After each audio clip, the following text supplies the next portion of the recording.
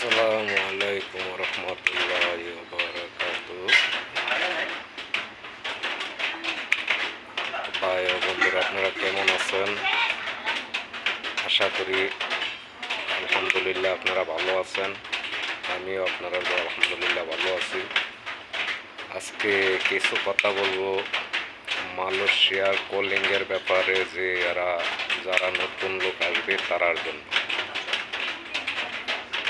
তো ভাই, এখন বর্তমানে সঠিক জানি না এখনো কলিংয়ের ব্যাপারে, তবে বহুত নিউজে দেখতেছি যে কলিং খুলছে কইরা।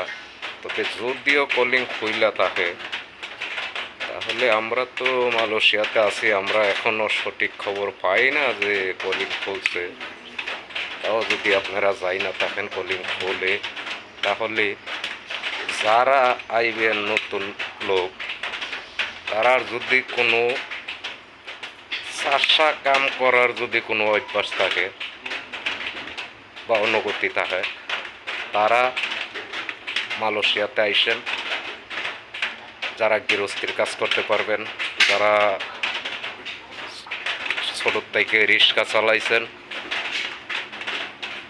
বা ভ্যান চালাইছেন, এসব পরিশ্রমিক লোক যদি হয়, তাহলে বর্তমানে এখন নতুন কলিংয়ে যে কাজের ভিসাগুলান্তি, তারা একমাত্র টিকা থাকতে পারবে।